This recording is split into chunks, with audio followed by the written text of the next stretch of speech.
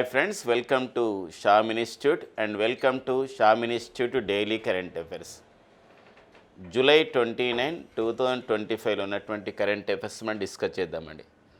So July 29, 2025 current affairs discuss చేయడానికన్నా ముందు July 29, 2025 so వివిధ దినపత్రికలు and government authentic sources websites నుండి తీసుకొచ్చినటువంటి సమాచారంలో ఇంపార్టెంట్ కరెంట్ అఫైర్స్ హెడ్లైన్స్ చూద్దాం. సో టుడే హెడ్లైన్స్ వచ్చేసి the importance of the July 29, 2025 so world tigers day అంటే ప్రపంచ పులుల దినోత్సవాన్ని మనం జరుపుకుంటామండి. సో మనకి దానికి సంబంధించిన విశేషాలు చూద్దాం. అండ్ నెక్స్ట్ వచ్చేసి మనకి ఆపరేషన్ మహాదేవ్ అనే ఒక కార్యక్రమాన్ని నిర్వహించడం జరిగింది మన భారత సైన్యం. సో ఏ విషయం నిర్వహించింది ఏంటో చూద్దామండి, ఆపరేషన్ మహాదేవ్. అండ్ నెక్స్ట్ వచ్చేసి ఓకేనా, థాయిలాండ్ కంబోడియా దేశాల మధ్య కాల్పుల విరమణ ఒప్పందం జరిగింది. ఎక్కడ జరిగింది, ఎవరి మధ్యవర్తిత్వంతో జరిగింది, ఇలాంటి అంశాలు ఇక్కడ చూద్దాం. అండ్ నెక్స్ట్ వచ్చేసి యూకే సంస్థ, యునైటెడ్ కింగ్డమ్కి చెందినటువంటి పెన్ అనే సంస్థ పెన్ అనువాద అవార్డు 2025ని ప్రదానం చేయడం జరిగింది. భారత రచయిత అయినటువంటి గీతాంజలి శ్రీకి అవార్డు అనేది రావడం జరిగింది. అండ్ నెక్స్ట్ వచ్చేసి మనకి కేంద్ర రక్షణ శాఖ కార్యక్రమం వీర్ పరివార్ సహాయత యోజన అనే కార్యక్రమాన్ని ప్రారంభించడం జరిగింది. దానికి సంబంధించిన విశేషాలు చూద్దాం. అండ్ నెక్స్ట్ వచ్చేసి మరొక స్పోర్ట్స్ అప్డేట్ అండి. చదరంగంలో మహారాణి దివ్యమైన విజయం అనే ఒక పేరుతో మన దివ్యా దేశ్ముఖ్ పిడే మహిళల చెస్ ఛాంపియన్షిప్ను సాధించడం ఒక సంబంధించినటువంటి అంశం మనకు ప్రధానంగా ఉంది. దానిపైన కూడా చూద్దాం అన్నమాట. ఓకేనండి, చదరంగంలో మహారాణి దివ్యమైన విజయం. ఇవ్వండి మనకి ఈరోజు ఉన్నటువంటి కరెంట్ అఫైర్స్ హెడ్లైన్స్. ఇప్పుడు మనం వివరంలోకి వెళ్దాం, ఒక వన్ బై వన్ డిస్కస్ చేసుకుందాం. ఇందులో మొదటి అంశం వచ్చేసి ఇక్కడ మనకి ప్రపంచ పులుల దినోత్సవం జూలై 29. ఎవ్రీ ఇయర్ కూడా జూలై 29ని మనం వరల్డ్ టైగర్స్ డేగా జరుపుకుంటున్నాం. మరి ప్రపంచ పులుల దినోత్సవానికి IUCN అనగా international union for the conservation of the nature అని చెప్పేసి అంటాం, IUCN. మరి 1948లో ఏర్పాటు చేయబడేటువంటి సంస్థ మరి ప్రపంచ పులుల దినోత్సవానికి ఎలాంటి ఇతివృత్తం ఇవ్వడం జరిగింది చూద్దామండి. ఎలాంటి ఇతివృత్తం అంటే ఇక్కడ సెక్యూరింగ్ అంటే వాటికి సెక్యూరిటీ ఇవ్వాలి, securing the future, securing the future of tigers, securing the future of the tigers అని చెప్పేసి ఒక ఇతివృత్తం. దాంతోపాటుగా విత్ ఇండిజినస్ అంటే స్వదేశంగా, with indigenous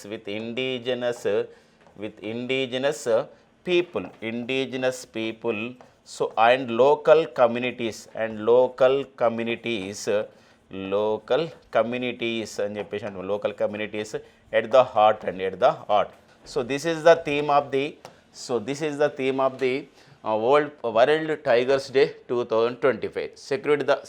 Securing the future of tigers with indigenous people and local communities at the heart. ఎందుకోసం అంటే ఇక్కడ స్వదేశీయంగా మనం ఈరోజు టైగర్స్ని మనం కాపాడుకోవాలి, టైగర్స్ యొక్క సంఖ్యను పెంచుకోవాలి, జీవ వైవిధ్యాన్ని కాపాడుకోవాలి. ఇది ప్రధానమైన ఉద్దేశం. అందుకోసమే ఇక్కడ ఒక అడవులలో ఉండేవారు అడవులను కాపాడుకోవడం అంటే జీవ వైవిధ్యాన్ని కాపాడుకోవడం, అందులో టైగర్స్ని కాపాడుకోవడం.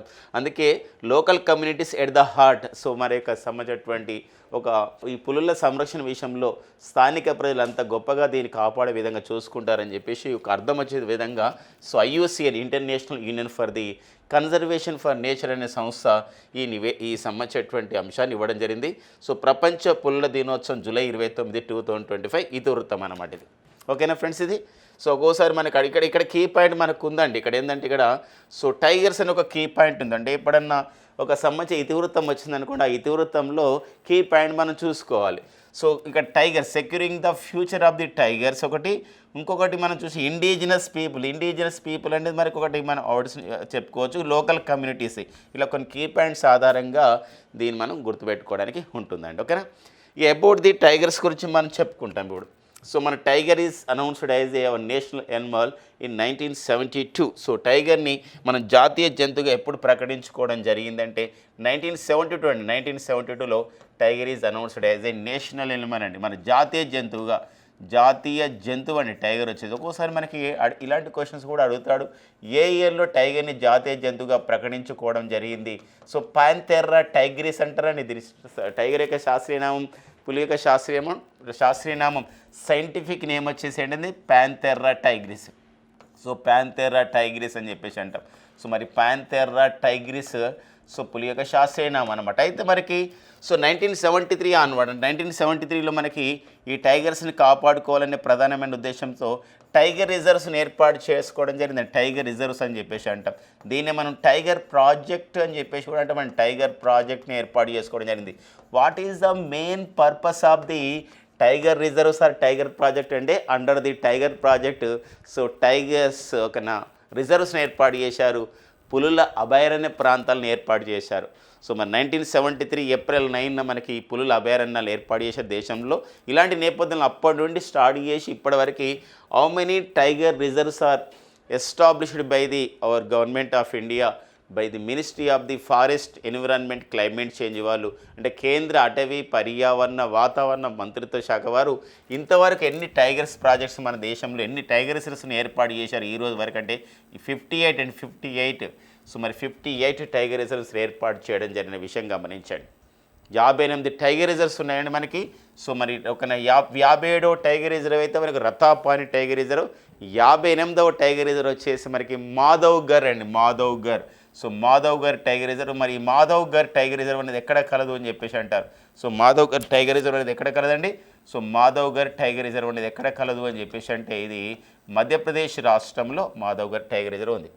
అండ్ నెక్స్ట్ వచ్చేసి మనకి టైగర్స్ మనం టైగర్ నేషనల్ అనిమల్గా ప్రకటించాం, టైగర్ రిజర్వ్స్ని ఏర్పాటు చేసుకుంటున్నాం. అయితే మరి టైగర్స్ యొక్క సంఖ్య పెరుగుతుందా అంటే ఈ జీవ వైవిధ్యంలో ఒక సంబంధించిన బిగ్ క్యాట్స్ అన్నీ కూడా అవసరమే అండి. అందుకోసం ఇంటర్నేషనల్ బిగ్ క్యాట్ అలయన్స్ అని ఏర్పాటు చేసుకునే క్రమంలో మరి ఇవంతా నేపథ్యంలో మరి టైగర్స్ యొక్క సంఖ్య ఎలా ఉంది, పాపులేషన్ ఎలా ఉంది, టైగర్స్ యొక్క నెంబర్స్ ఎలా ఉన్నాయని చెప్పేసి మనము tiger estimation are status of the tiger estimation అని చెప్పేసి అంటాం, లేదా ఎస్టిమేషన్ ఆఫ్ ది టైగర్స్ అని చెప్పేసి అంటాం. అంటే ఇక్కడ ఎస్టిమేషన్ ఆఫ్ ది టైగర్స్ అండి. ఎస్టిమేషన్ ఎందుకోసం అంటే ఇది ఎస్టిమేషన్ మాత్రమే చేస్తామండి, ఇక్కడ అంచనా వేస్తారు. Estimation of the tiger status అని చెప్పేసి అంటామండి. ఆ టైగర్ స్టేటస్ అంటే ఈ ఒక పులుల గణన చేయడం జరుగుతుంది అనమాట. పులుల గణన అంచనా అన్నమాట. పులుల గణన అంచనా చేస్తాం. సో మనం గమనించండి, పులుల గణన అంచనా అనేది ప్రతి 4 years కోసం చేస్తాం. సో ఇనీషియల్లీ మన ఇండియాలో మన భారతదేశంలో ఈ పులుల గణన అనేది ఎప్పుడు స్టార్ట్ అయింది అని చెప్పేసి అంటే పులుల గణన ఎప్పుడు స్టార్ట్ చేశారంటే 2006లో చేశారు ఫస్ట్ టైం అనమాట. అండ్ దిస్ పులుల గణన and this estimation of the tiger status it is conducted by the every 4 years. ప్రతి 4 yearsకి ఒకసారి, ప్రతి 4 సంవత్సరాలకు ఒకసారి ఈ యొక్క ఎస్టిమేషన్ చెప్తాము. మరి 2006 సంవత్సరంలో మన దేశంలో పులుల సంఖ్య 1411 ఉన్నాయండి. మళ్ళీ దెన్ 2010లో మన పులుల సంఖ్య చూసేది మన దేశంలో పులుల సంఖ్య వచ్చేసి 1706కి వచ్చాయండి. అండ్ నెక్స్ట్ వచ్చేసి మనం చూసినట్లయితే 2014 సంవత్సరంలో సో పులుల సంఖ్య వచ్చేసి ఎలా మనకి పెరిగింది 2014 సంవత్సరంలో మనం చూసినట్లయితే ఇక్కడ సో మనకి 2226కి చేరడం జరిగింది. అండ్ 2018 సంవత్సరంలో పులుల గణన వచ్చేసి 2967కి వచ్చింది. అండ్ 2022 సంవత్సరంలో పులుల గణన వచ్చేసి 3682 3682 వచ్చింది. అంటే మినిమంగా మనకి ఏంటంటే 3197 నుండి సో ఆ మధ్యలో ఉన్నాయని చెప్పేసి ఎక్కువనే ఉన్నాయని చెప్పేసి మరొక నెంబర్ ఇవ్వడం జరిగింది. ఇలా మొత్తం అయితే కొన్నిట్లో ఇలా ఇచ్చారు. కొన్ని మనకు రీసెంట్గా అయితే ప్రకటించినటువంటి ministry of the forest environment climate change ఆ వెబ్సైట్లో మాత్రం నేషనల్ టైగర్స్ కన్జర్వేషన్ అథారిటీ వెబ్సైట్లో మాత్రం 3682 అని చూపిస్తుంది అనమాట. అది గుర్తుపెట్టుకోండి. గతంలో 3197 ఇవ్వడం జరిగిందనమాట. ఇక నెక్స్ట్ వచ్చేసి మన 2022లో జరిగినది పులుల గణన మన దేశంలో ఎన్నోది అంటే అది సో మనకి ఎన్నోది అంటే అదంటే ఐదవ పులుల గణన అన్నమాట. అయిన తర్వాత నెక్స్ట్ ఏంటంటే 2026లో అది మనకు పులుల గణన చేయబోతున్నారు అనమాట. అదే అలాంటి నేపథ్యాన్ని కూడా గమనించాల్సినటువంటి అవసరం ఉంటుందన్నమాట. ఇదా ఒక పులుల విషయంలో మనం తెలుసుకోవాల్సినటువంటి అంశాలు. సో మరి ఓకేనా, నెక్స్ట్ చూద్దామండి. ఆపరేషన్ మహాదేవ్ అండి భారత సైన్యం చేసింది. భారత సైన్యానికి చెందిన పారా కమాండోస్ అనేటువంటి elite para commandos and Rashtriya rifles అంతా కూడా సంయుక్తంగా సో చేయడం జరిగింది. ఒక సంబంధించినటువంటి కార్యక్రమం ఏంటి అని చెప్పేసి అంటే పహల్గామ్ ఉగ్రదాడి సూత్రధారిగా భావిస్తున్నటువంటి సులేమాన్ ఆలియాస్ ఆసిఫ్ని సో హతం చేయడం జరిగింది ఈ యొక్క ఎన్కౌంటర్లో. మరి ఇతను గతంలో మనం చూసినట్టు వారితో పాటుగా ఈ సులేమాన్ అనే ఉగ్రవాదితో పాటుగా సో మరో 2 ఉగ్రవాదులను కూడా హతం చేసింది సో మరి యొక్క ఎన్కౌంటర్లో ఒక విధంగా వాళ్ళని సో చంపివేయడం జరిగింది. సో మరి ఆపరేషన్ మహాదేవ్ అనే కార్యక్రమంలో. సో ఫ్రెండ్స్ మనందరూ కూడా తెలుసు, సో మనకి ఫ్రెండ్స్ అందరూ తెలుసు జమ్మూ కాశ్మీర్లో, సో జమ్మూ కాశ్మీర్లోని అనంతనాగ్ జిల్లా అండి, జమ్మూ కాశ్మీర్లోని అనంతనాగ్ జిల్లా అని చెప్పేసి అంటామండి.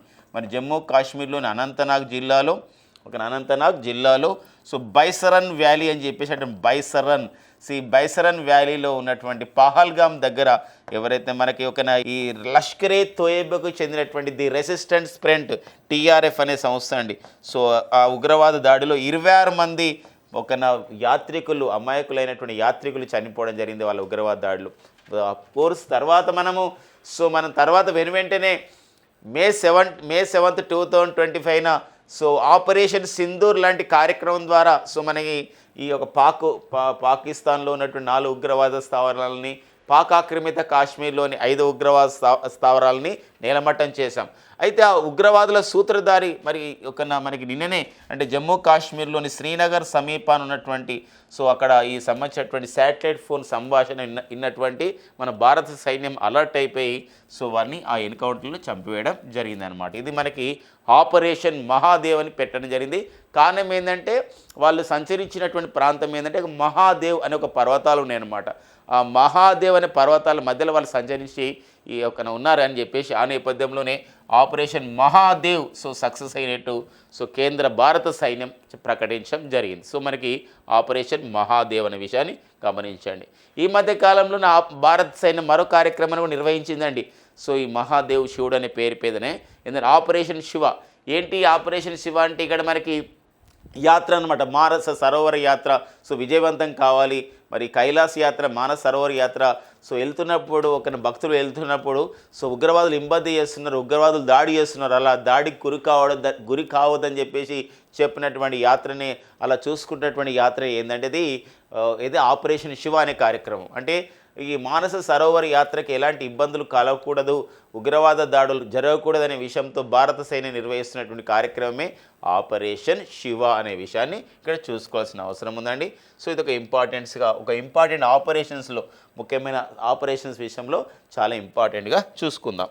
ఇక నెక్స్ట్ వచ్చేసి ఫ్రెండ్స్ మనకి ఇక్కడ అవార్డుల విషయం అండి. సో మరి అవార్డు విషయము సో పెన్ అనేది ఏంటంటే యూకేకి చెందినటువంటి, యునైటెడ్ కింగ్డమ్కి చెందినటువంటి ఒక సంస్థ. ట్రాన్స్లేట్స్ అంటే ఇక్కడ అనువాద పురస్కారం అండి, అంటే అనువాద రచనలకి అవార్డు ఇస్తారు. సో మరి ఇలా అవార్డుని 2020 సంవత్సరానికి పొందిన వారిలో ఒకరు వచ్చేసి ఎవరండి, సో మన భారతీయ రచయిత అయినటువంటి గీతాంజలి శ్రీ అండి. ఎవరండి? గీతాంజలి శ్రీ. సో వీరేమనండి, సో వీరు పొందడం జరిగింది. సో వీరు రాసినటువంటి ఒక హిందీ పుస్తకాన్ని 1 ఎలిఫెంట్స్ లీవ్డ్ హియర్ అని చెప్పేసి 1 ఎలిఫెంట్స్ లీవ్డ్ హియర్ అనే ఒక పుస్తకానికి రావడం జరిగిందనమాట. అంటే ఈ పుస్తకం హిందీలో ఉంది, దాన్ని ఒక ఇంగ్లీష్లోకి ట్రాన్స్లేట్ చేసిన వారు డైసీ రాక్వెల్ అండి. ఎవరంటే Daisy Rockwell. So Daisy Rockwell అనేవారు సో ఈ పుస్తకాన్ని హిందీలోకి ఇందులో ఉన్న పుస్తకాన్ని ఇంగ్లీష్లోకి ట్రాన్స్లేట్ చేయడం జరిగింది. ఈమె హిందీ భాష రచయిత. ఎవరంటే గీతాంజలి శ్రీ. సో మరి వెరీ ఇంపార్టెంట్, మరి ఒక గీతాంజలి శ్రీకి వచ్చినటువంటి అవార్డు ఎవరిచ్చారు అనే విషయం ఇంపార్టెంట్. మరి గీతాంజలి శ్రీ యొక్క నేపథ్యం మనకు ఉందండి. గీతాంజలి శ్రీ గారు ఒక గుర్తింపు పొందడం జరిగింది, ఇంటర్నేషనల్ బుకర్ ప్రైజ్ పొందడం జరిగింది. బుకర్ ప్రైజ్ వేరేనండి, ఇంటర్నేషనల్ బుకర్ ప్రైజ్ వేరే. బుకర్ ప్రైజ్ అనేది ఓన్లీ ఇంగ్లీష్ భాష రచయితలకు ఇస్తారు, కానీ ఇంటర్నేషనల్ బుకర్ ప్రైజ్ అనేది ప్రపంచంలో ఏదైనా భాష పుస్తకానికి ఇస్తారు.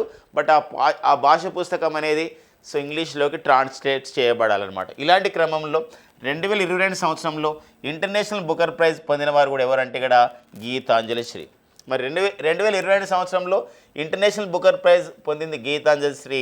ఏ పుస్తకానికి పొందడం జరిగిందని చెప్పేసి అంటే ఇక్కడ సో గమనించండి, ఒక హిందీ పుస్తకం అండి. ఆ హిందీ భాష పుస్తకం వచ్చేసి మనకి రెడ్ సమాధి అని చెప్పేసి అంటే అనేది రెడ్ సమాధి. సో మరి రెడ్ సమాధి అని చెప్పేసి ఒక పుస్తకానికి సో ఈ అవార్డు అనేది రావడం జరిగింది అనమాట. ఇక్కడ చూడండి, ఇక్కడ పేరు కూడా రెడ్ సమాధి. చూడండి, రెడ్ సమాధి అని చెప్పేసి ఉందండి, రెడ్ సమాధి. సో ఈ పుస్తకానికి రావడం జరిగింది. అయితే ఈ పుస్తకం అనేది హిందీ భాషలు రాసింది. ఎవరు హిందీ భాషలు రాశారు? సో గీతాంజలి శ్రీ. మరి వీరు రాసినటువంటి పుస్తకానికి ఇంగ్లీష్లోకి ట్రాన్స్లేట్ చేయడం జరిగింది. మరి ఇంగ్లీష్లోకి ఏ పేరుతో ట్రాన్స్లేట్ చేయడం జరిగింది? ఈ డైసీ రాక్వెల్ అనే రచయిత్రి అని చెప్పేసి అంటే వారు ఏ పేరుతో చేయడం జరిగింది అంటే ఇక్కడ చూడండి టూంబ్ ఆఫ్ ది శాండ్, ఇక్కడ పక్కన పుస్తకం కూడా పట్టుకొని చూసారా, ఆ పుస్తకమే టూంబ్ ఆఫ్ శాండ్ అని చెప్పేసి, మట్టి సమాధి అని చెప్పేసి టూంబ్ ఆఫ్ ది శాండ్ అని చెప్పేసి ఒక పుస్తకానికి ఇలా ఇవ్వడం జరిగింది. ఇక్కడ రెండు విషయాలు గమనించాలి. ఈరోజు హిందీ భాష రచయిత అయినటువంటి మనం భారతీయ రచయిత అయినటువంటి గీతాంజలి శ్రీకి ఇన్ని అవార్డులు వస్తున్నాయంటే ఈమె హిందీలో రాసిన పుస్తకాలని ఇంగ్లీష్లోకి ఎవరు అనువదిస్తారో తెలుసా అండి? Daisy Rockwell. ఎవరండి? Daisy Rockwell. సో అందుకోసమే ఈ అవార్డు సందర్భంలో గీతాంజలి శ్రీ ఈ అవార్డు అందుకుంటున్న క్రమంలో ఒకటే మాట అనింది, నేను ఈరోజు ఇలా ఇంగ్లీష్ ఇలా ఇన్ని అవార్డ్స్ అందుకుంటున్నాను, దాని వెనకాల ఈ ట్రాన్స్లేటర్ అయినటువంటి డైసీ రాక్వెల్ ఉందని చెప్పడం జరిగింది. అందుకోసం చూడండి, ఈ అవార్డు పేరు కూడా ఎలా వచ్చారు? పెన్ ట్రాన్స్లేట్స్ అవార్డ్, పెన్ అనువాద పురస్కారం అని చెప్పేసి అంటారు. ఇలా ఒక అంశం అండి. సో ఇక 2 అవార్డ్స్ డిస్కస్ చేసినాం. పెన్ ట్రాన్స్లేట్ అవార్డ్ 2025 యూకే ఇచ్చే, యునైటెడ్ కింగ్డమ్ ఇచ్చే, బ్రిటన్ ఇచ్చే అవార్డు పొందినవారు గీతాంజలి శ్రీ, మన భారతీయ హిందీ భాష రచయిత. పుస్తక పేరు వచ్చేసి 1 ఎలిఫెంట్స్ లీవ్డ్ ఇయర్ అని చెప్పేసి, ఒక ఎలిఫెంట్ గతంలో ఇక్కడ నివసించిందని చెప్పేసి ఒకటి ఇచ్చారు. అండ్ ఈ గీతాంజలి శ్రీ యొక్క మరొక ప్రత్యేకత ఏంటంటే ఇంటర్నేషనల్ బుకర్ ప్రైజ్ పొందినటువంటి తొలి భారతీయ మహిళ. బాగా గుర్తుపెట్టుకోండి, ఇప్పుడు మనం రాసుకుందామండి. సో గీతాంజలి శ్రీ ప్రత్యేకత ఏంటంటే ఇంటర్నేషనల్ బుకర్ ప్రైజ్ అండి. ఇంటర్నేషనల్ బుకర్ ప్రైజ్ అని చెప్పేసి అంటామండి. International Booker prize. మరి ఇంటర్నేషనల్ బుకర్ ప్రైజ్ పొందినటువంటి తొలి భారతీయ మహిళ గీతాంజలి శ్రీ. సో గీతాంజలి శ్రీ తొలి భారతీయ మహిళ గీతాంజలి శ్రీ అండి. గీతాంజలి శ్రీ ఏ ఇయర్లో? 2022లో. ఓకేనా? ఇంకొక విషయం ఇక నెక్స్ట్ చూద్దామండి. మరి ఇంటర్నేషనల్ బుకర్ ప్రైజ్ పొందిన తొలి భారతీయ మహిళ గీతాంజలి శ్రీ కాగా, ఇటీవల కాలంలో ఇంటర్నేషనల్ బుకర్ ప్రైజ్ పొందినటువంటి 2వ భారతీయ మహిళగా, తొలి కన్నడ రచయితగా మరొకరు గుర్తించబడ్డారండి. వారే వచ్చేసి బాను ముస్టాక్. ఏదండి? బాను ముస్టాక్ అండి. బాను ముస్టాక్. సో బాను ముస్టాక్ అండి. బాను ముస్టాక్ గుర్తుపెట్టుకోండి ఫ్రెండ్స్. ఇక్కడ బాను ముస్టాక్ 2025లో రావడం జరిగింది. వీరు కన్నడ భాష రచయిత.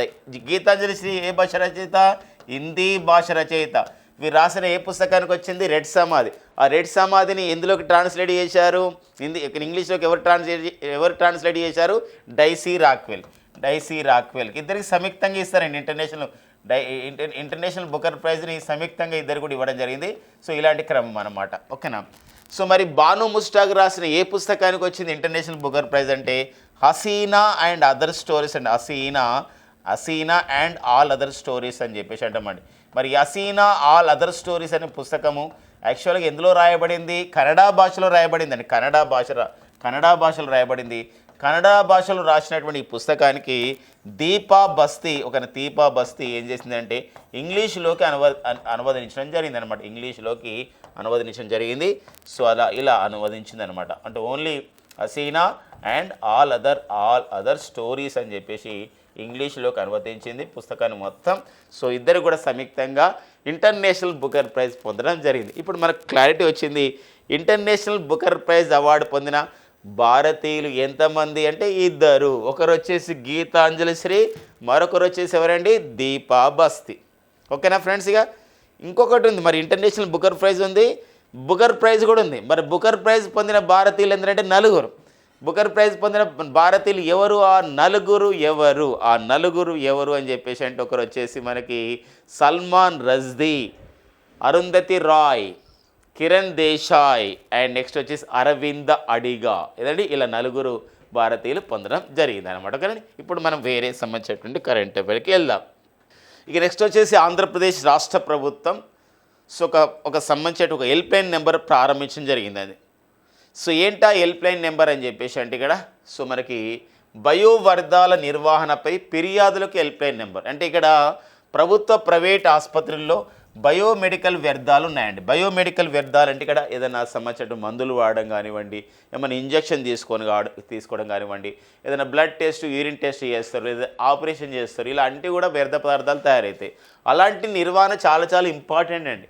సో అలాంటి నిర్వహణ విషయం పైన అంటే ఈ యొక్క బయో వేస్టేజెస్ మేనేజ్మెంట్ పైన ఒక హెల్ప్ లైన్ నెంబర్ని ఆంధ్రప్రదేశ్ రాష్ట్ర ప్రభుత్వం ప్రారంభించింది. ఆ హెల్ప్ లైన్ నెంబర్ వచ్చేసి ఏంటంటే ఇక్కడ సో 104 104 అని చెప్పేసి ఒక help line number. Help line numbers పైన కూడా ఒక్కోసారి ఎగ్జామినేషన్లో అడుగుతున్న నేపథ్యాన్ని మనం గమనించాలి అండ్ గుర్తుపెట్టుకోవాల్సిన అవసరం ఉందన్నమాట. ఇప్పుడు ఫర్ ఎగ్జాంపుల్ కొన్ని హెల్ప్ లైన్ నెంబర్స్ గతంలో వచ్చాయండి. ఎలాంటి ఇక్కడ 181 ఒక హెల్ప్ లైన్ నెంబర్ ఉంటుందండి. ఇక్కడ మహిళల భద్రత అండి, మహిళల భద్రత గురించి ఆల్ ఇండియా లెవెల్లో వచ్చినటువంటి ఒక హెల్ప్ లైన్ నెంబర్ వచ్చేసి ఏదండి ఇక్కడ సో 181 అని చెప్పేసి ఒక హెల్ప్ లైన్ నెంబర్ రావడం జరిగింది. ఓకేనా ఫ్రెండ్స్. ఇక నెక్స్ట్ ఇంకో చూడండి, సైబర్ క్రైమ్ అండి, cyber crime help line number.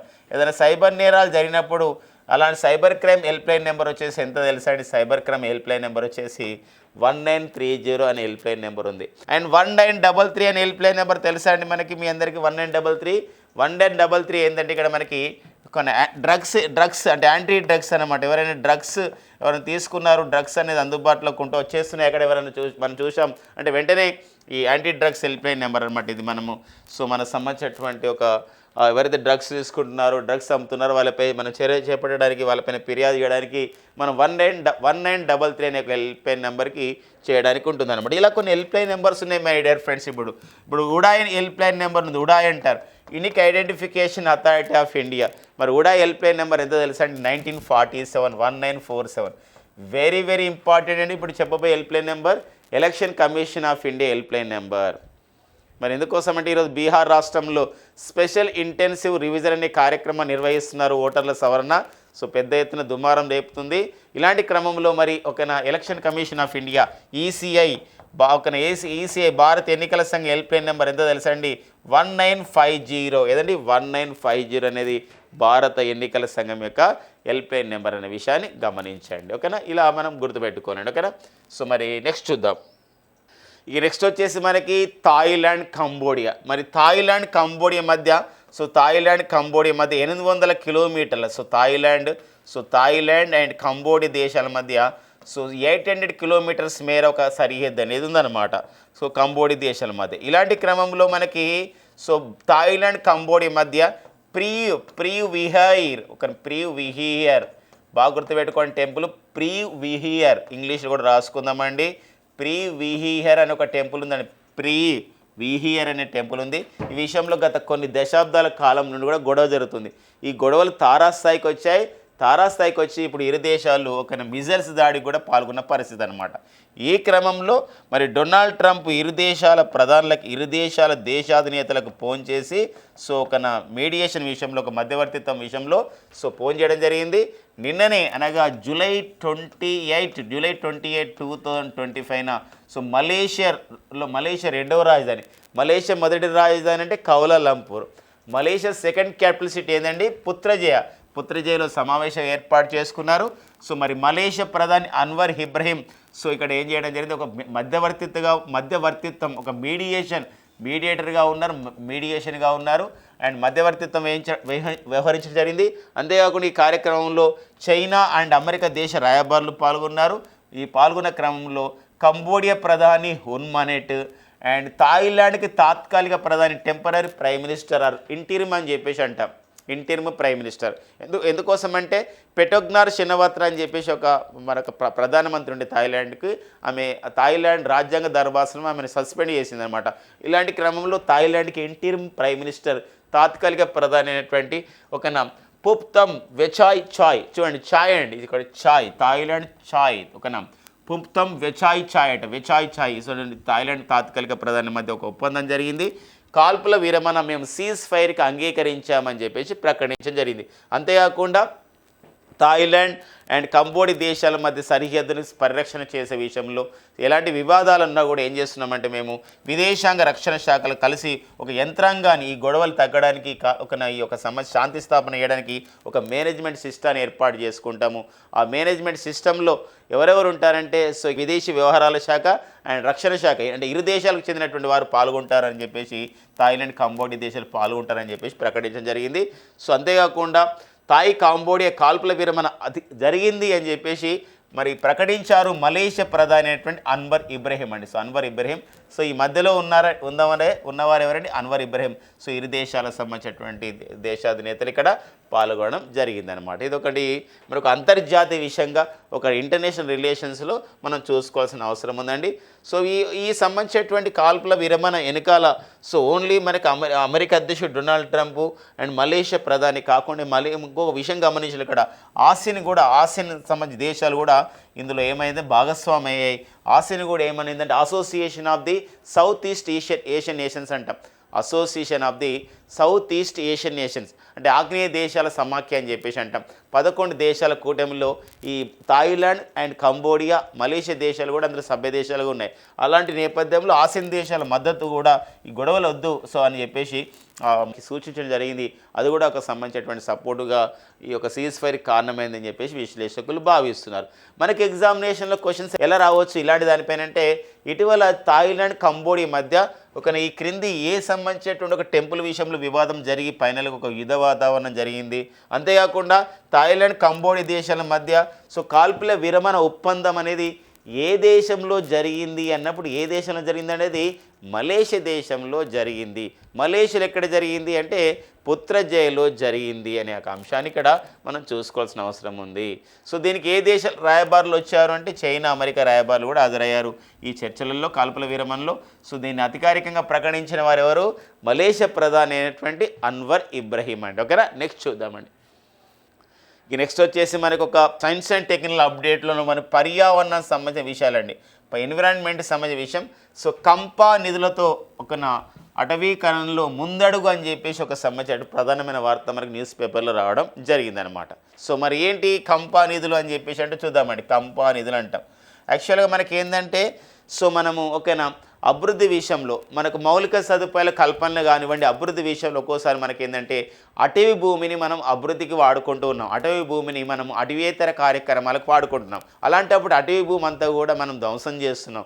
ఇలాంటి క్రమంలో భారత సుప్రీంకోర్టులో కొందరు కేసులు వేశారు. ఇలా అటవీ భూములను ఎందుకు ఇలా ఇన్ఫ్రాస్ట్రక్చర్గా వాడుతున్నాము, మౌలిక సదుపాయాల కల్పన వాడుతున్నాము అన్నప్పుడు భారత సుప్రీంకోర్టు ఒక వ్యాఖ్యలు చేసింది. ఏంటి భారత సుప్రీంకోర్టు చేసినటువంటి స్టేట్మెంట్? ఈ భారత సుప్రీంకోర్టు ఎలాంటి చేసిందంటే అటవీ భూములు తీసుకోండి అభివృద్ధి గురించి, but at the same time afforestation కూడా ఎంకరేజ్ చేయండి, అటవీకరణ కూడా ఎంకరేజ్ చేయండి అని చెప్పేసి 1995లో మన సుప్రీంకోర్ట్ ఆఫ్ ఇండియా, భారత సుప్రీంకోర్టు ఒక తీర్పును ఇచ్చిందనమాట. అంటే భారత సుప్రీంకోర్టు ఇచ్చినటువంటి తీర్పు మేరకి 1995లో ఇచ్చిన తీర్పు మేరకి 2016లో భారత ప్రభుత్వం కంపా చట్టాన్ని అంటే భారత పార్లమెంట్ కంపా చట్టాన్ని ఆమోదించింది. ఏదంటే కంపా చట్టం. ఈ కంపా చట్టం ప్రత్యేకత ఏంటంటే అభివృద్ధి గురించి ఏదైనా ప్రాజెక్టులు కట్టాలంటే అటవీ భూమి తీసుకోండి, కానీ అటవీ భూమి తీసుకుంటున్నప్పుడు దానికి తగ్గట్టుగా మళ్ళీ అడవులను సృష్టించండి, మళ్ళీ అఫారెస్టేషన్ చేయండి, చెట్లను నాటండి అని చెప్పడం జరుగుతుందన్నమాట. అదే కంపా నిధులు అని చెప్పేసి అంటాం. ఈ కంపకి సో మరి కార్పొరేట్ సోషల్ రెస్పాన్సిబిలిటీతో భాగంగా వివిధ సంస్థలు కూడా డబ్బులు కేటాయిస్తాయి. కంపా నిధులకి భారత ప్రభుత్వం కూడా డబ్బులు కేటాయిస్తుంది. ఇలాంటప్పుడు దీన్ని మనం ఏమంటాం? ఈ కంపాని ఏమంటామంటే అబ్రివేషన్ ఇచ్చారండి, పరిహార అటవీకరణ నిధి నిర్వహణ ప్రణాళిక ప్రాధికార సంస్థ అంటామండి. పరిహార అని చెప్పేసి అంటాం. పరిహారం అంటే మన నష్టపరిహారాన్ని మనం ఏమంటాం? కంపెన్సేటరీ అంటామండి. ఇది కంపెన్సేటరీ అని చెప్పేసి అంటాం. అటవీకరణను ఏమంటామండి ఫ్రెండ్స్ అంటే ఇక్కడ అఫారెస్టేషన్ అని చెప్పేసి అంటామండి. ఇది అఫారెస్టేషన్, కంపెన్సేటరీ, అఫారెస్టేషన్. నిధి అంటే ఏంటండి? ఫండ్ అండి, ఫండ్. నిర్వహణ చేసుకోవడం ఏమంటారు? మేనేజ్మెంట్ అని చెప్పేసి అంటాం. మేనేజ్మెంట్ తర్వాత ప్రణాళిక చేసుకోవడం, ప్రణాళిక అంటే ప్లానింగ్ అండి, ప్లానింగ్ చేసుకోవడం. అండ్ ప్రాధికార సంస్థ అంట ఆ ప్రాధికార సంస్థను ఏమంటారంటే ఇంగ్లీష్లో అథారిటీ అని చెప్పేసి అంటారు. చూడండి ఎంత అద్భుతంగా మీరు ఇప్పుడు నేర్చుకున్నారు చూడండి. పరిహార అటవీకరణ నిధి నిర్వహణ ప్రణాళిక ప్రాధికార సంస్థ అని చెప్పేసి అంటాం. Compensatory, afforestation fund, management, planning authority అని చెప్పేసి అంటాం. ఏ ఇయర్లో వచ్చింది? ఇది 2016లో దీనికి రావడం జరిగిందనమాట. ఇలాంటి క్రమంలో ఒక అధ్యయనం జరిగిందనమాట. ఏంటి అధ్యయనం అంటే 2019-20 ఆర్థిక సంవత్సరం నుండి 2023-24 ఆర్థిక సంవత్సరం వరకు భారతదేశంలో కంపా నిధులతో ఎన్ని హెక్టార్లు ఆ విధంగా అటవీ విస్తీర్ణం పెరగాలని లక్ష్యం నిర్దేశించుకున్నారు అని చెప్పేసి అంటే ఎన్ని హెక్టార్లు అంటే ఎంత హెక్టార్స్ ఆఫ్ ది ల్యాండ్లో మనం ఈ యొక్క అఫారెస్టేషన్ చేయాలి లేదా అటవీకరణ చేయాలని చెప్పేసి అంటే 2,09,297 హెక్టార్ల అడవిని అటవీకరణ ఆ ప్రాంతాన్ని అటవీకరణ చేయాలని లక్ష్యం పెట్టుకున్నాం.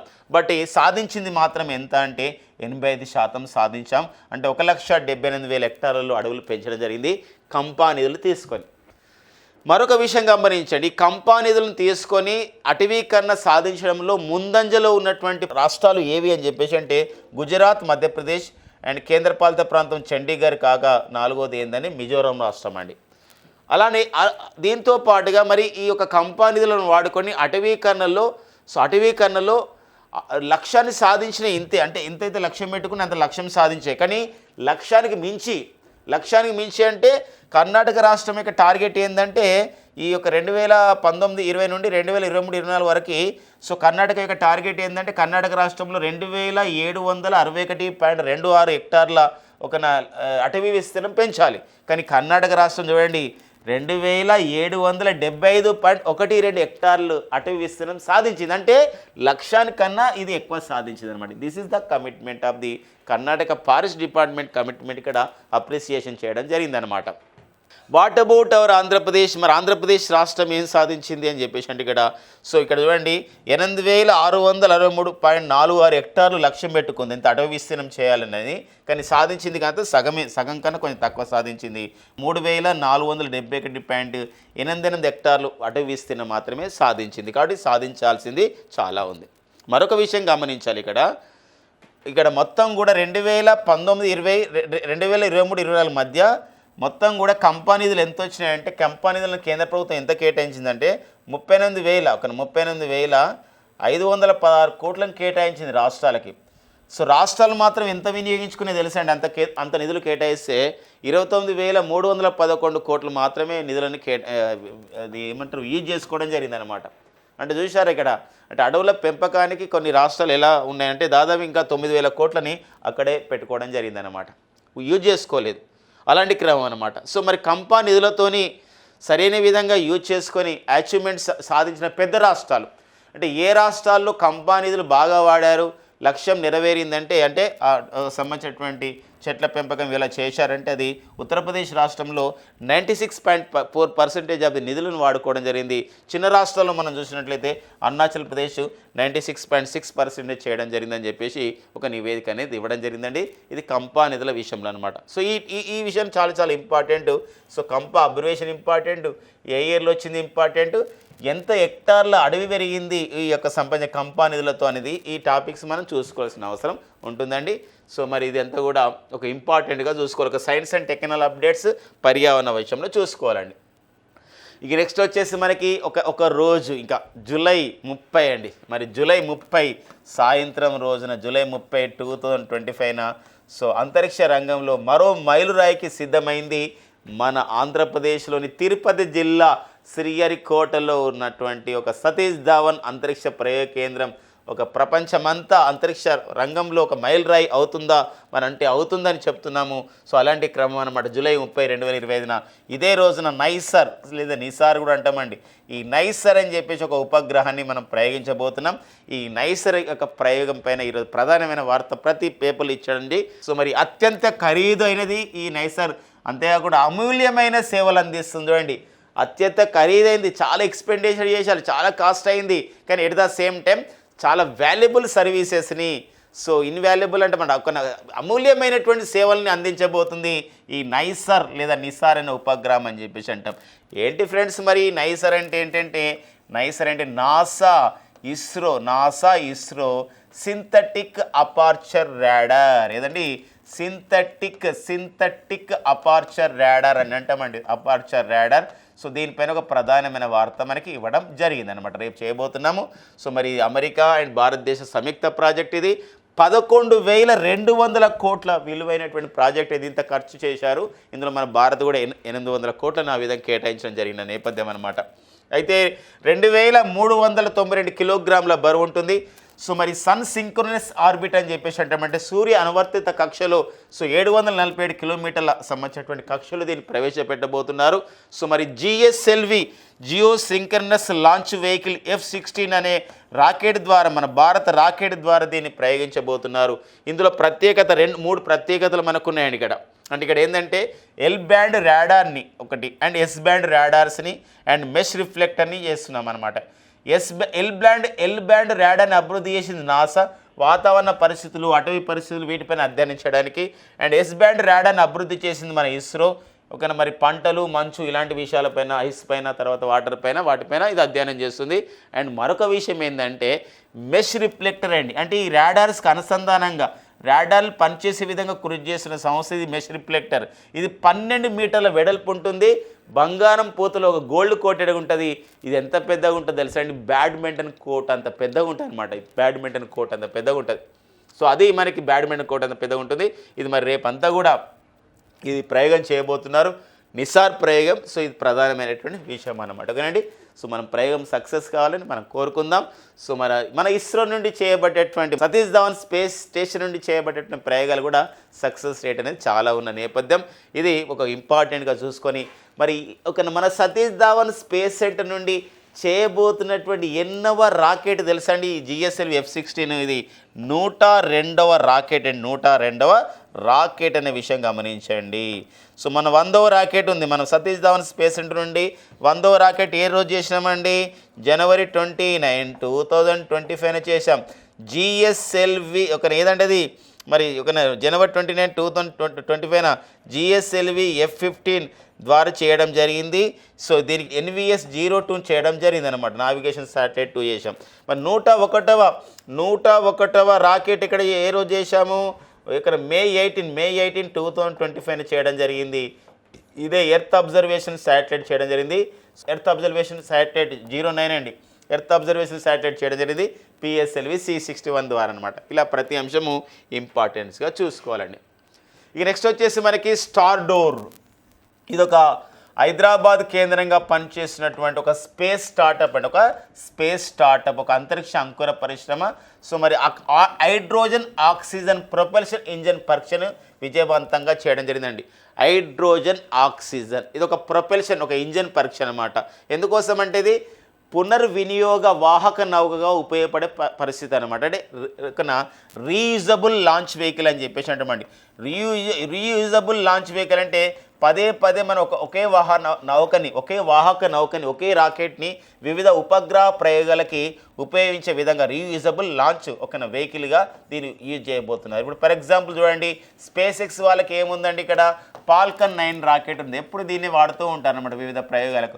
అది మనమైతే PSLV C61 అంటున్నాం, GSLV F-15, తర్వాత F-16 ఇట్లా మనం ప్రతిసారి మార్చేస్తున్నాం, దానికి ఖర్చు అవుతుంది. అందుకోసమే రీయూజబుల్ లాంచ్ వెహికల్కి ఒక ఇంజన్ అన్నమాట. ఇదే హైడ్రోజన్ ఆక్సిజన్ ప్రొపల్షన్ ఇంజన్ పరీక్ష విజయవంతం చేశారు. ఎక్కడ చేయడం జరిగిందంటే ఇది బెంగళూరులో ఉన్నటువంటి ఇండియన్ ఇన్స్టిట్యూట్ ఆఫ్ ది సైన్స్లో చేయడం జరిగింది ఈ ప్రయోగం. సో మరి హైదరాబాద్ అంకుర సంస్థ దేశంలో ఇలా ప్రయోగం అనేది సక్సెస్ కావడం జరిగింది. ఫస్ట్ టైం దేశంలో ఇలాంటి ప్రయోగం చేయడం తొలిసారిగా జరిగింది.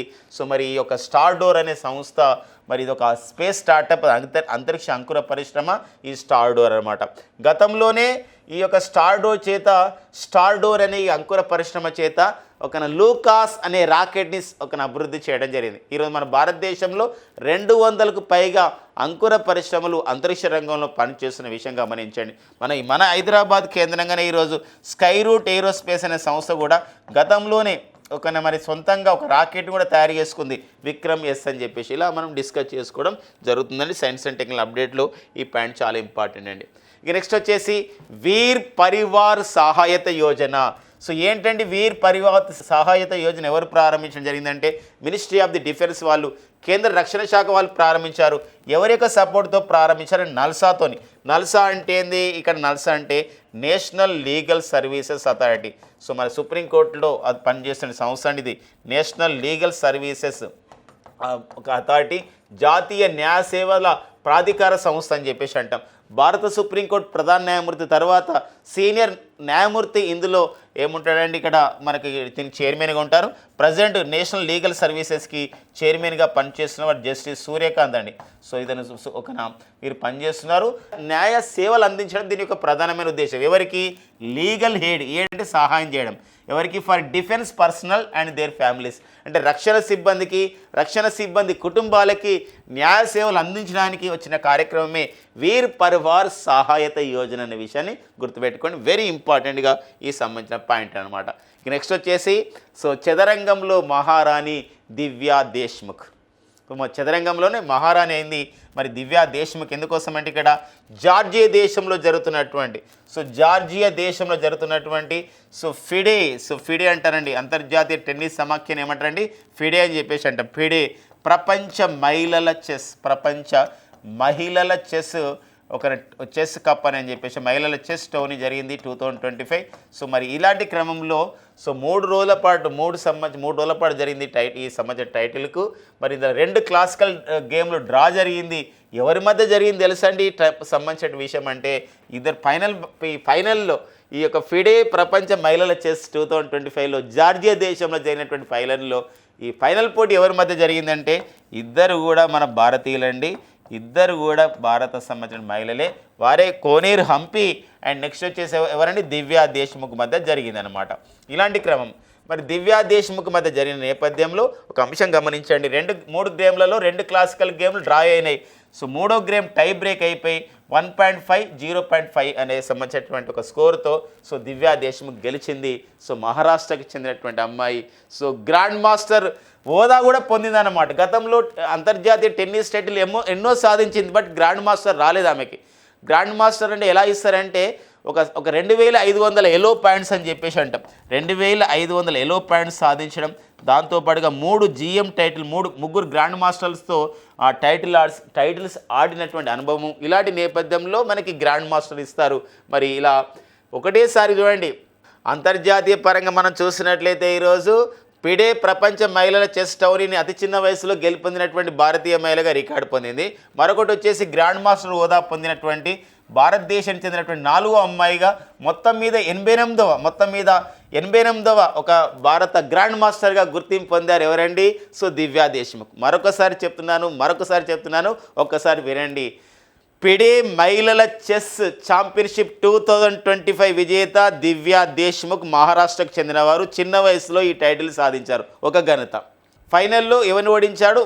కోనేరు హంపిని ఓడించారు. మరో ఘనత ఏంటంటే మరి ఫిడే మహిళల చెస్ ఛాంపియన్షిప్తో పాటుగా మరి ఒక గ్రాండ్ మాస్టర్ హోదా కూడా పొందడం జరిగింది. మన భారతదేశంలో గ్రాండ్ మాస్టర్ హోదా పొందినటువంటి మహిళల్లో ఈమె 4వ ఆమె. మొత్తం మీద ఎన్నో మహిళ అంటే మొత్తం మీద ఎన్నో వ్యక్తి మన చెస్ గ్రాండ్ మాస్టర్లు మన భారతదేశం చెందిన విషయంలో అంటే 88. మొత్తం మీద 88వ వారు. మహిళల్లో మాత్రం 4వ వారు. గతంలో కోనేరు హంపి అండ్ నెక్స్ట్ వచ్చేసి రమేష్ బాబు, వైశాలి అండ్ ద్రోణవల్లి హారిక తర్వాత మనకి దివ్యా దేశ్ముఖ్ 4వ మహిళ. 88వ భారత చెస్ గ్రాండ్ మాస్టర్గా గుర్తించబడడం జరిగింది. 87వ భారత చెస్ గ్రాండ్ మాస్టర్ ఎవరయ్యారండి?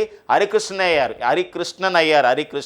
అంతకన్నా ముందు మనకు చూసినట్లయితే ఇక్కడ ఎల్ఆర్ శ్రీహరి తర్వాత నెక్స్ట్ వచ్చేసి శ్యామ్ నిఖిల్ వీళ్ళందరూ కూడా కావడం జరిగింది.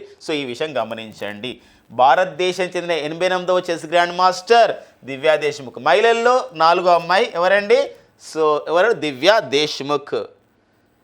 నెక్స్ట్ వచ్చేసి మనకి షామ్స్ DNA daily news analysis bullets అండి. Useful for all competitive exams. Sankranti అనే పండుగని ఏ రాష్ట్రంలో నిర్వహించారు అని చెప్పేసి అంటే కర్ణాటక రాష్ట్రం అండి. సంస్కృతి సాంప్రదాయాలు పండుగలు, ఈ పాయింట్ ఇంపార్టెంట్.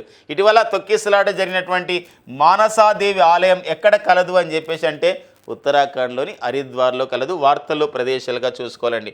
ఇక నెక్స్ట్ వచ్చేసి మోటూరు హనుమంతరావు అని చెప్పేసి అంటామండి. ఈ మోటూరు హనుమంతరావు మోటూరు హనుమంతరావు స్మారక ఉత్తమ జర్నలిస్ట్ అవార్డు గ్రహీత 2025 సంవత్సరానికి ఎవరంటే మరి మాధవరావు. ఆంధ్రజ్యోతిలో జర్నలిస్టుగా పనిచేస్తున్న మాధవరావు గారు శ్రీకాకుళం చెందినవారు. వీరికి అవార్డు రావడం జరిగింది. And department of the economic affairs సెక్రటరీగా ఎవరు నియమితులు కావడం జరిగిందంటే అనురాధ ఠాకూర్ అండి. Anuradha Thakur department of economic affairs సెక్రటరీగా అంటే కేంద్ర రక్షణ శాఖ కార్యదర్శిగా వీరు నియమితులు కావడం జరిగింది. అనురాధ ఠాకూర్ ఎవరి ప్లేస్లో నియమితులు కావడం జరిగిందండి? అజయ్ సేతు స్థానంలో వీరు నియమితులు కావడం జరిగింది. అంతేకాకుండా కేంద్ర ఆర్థిక శాఖ కార్యదర్శిగా నియమితులైన తొలి మహిళగా ఎవరున్నారండి? ఇక్కడ అనురాధ ఠాకూర్ గారు గుర్తించబడడం జరిగింది. మరి ఎవరి ప్లేస్లో వచ్చారు? అజయ్ సేత్. మరి అజయ్ సేత్ మరి IRDA ఇన్సూరెన్స్ రెగ్యులేటరీ డెవలప్మెంట్ అథారిటీకి చైర్మన్గా నియమితులు కావడం జరిగింది. And artificial intelligence and AI artificial intelligence పితామహుడిగా ఎవరిని పిలుస్తామని చెప్పేసి అంటే జెఫ్రీ హింటన్ అండి. ఎవరండి? జెఫ్రీ హింటన్ పిలవడం జరుగుతుంది. అదొక ఇంపార్టెంట్గా మనం చూసుకోవాల్సిన అవసరం మనకు ఉంటుంది. 2024 సంవత్సరం నోబెల్ అవార్డు గ్రహీత కూడా జెఫ్రీ హింటన్ అనే విషయం ఫిజిక్స్లో రావడం జరిగిందనమాట. AI అనే పదాన్ని ప్రవేశపెట్టిన వారు అని చెప్పేసి అంటే ఒక జీన్ మ్యాక్కార్టీ గుర్తుపెట్టుకోండి ఫ్రెండ్స్, ఇది Jean McCarthy. The word artificial intelligence first coined by వర్డ్ని ఇంట్రడ్యూస్ చేసిన వారు, ఆర్టిఫిషియల్ ఇంటెలిజెన్స్ అనే పదాన్ని వాడినవాడు జీన్ మ్యాక్కార్టీ. ఆర్టిఫిషియల్ ఇంటెలిజెన్స్ కృత్రిమ మేధస్సు పితామహుడికి ఎవరిని పిలుస్తారంటే జెఫ్రీ హింటన్ అండి. సో ఫ్రెండ్స్, ఇవ్వండి మనకి July 29, 2025 current affairs. Thank you friends and all the best.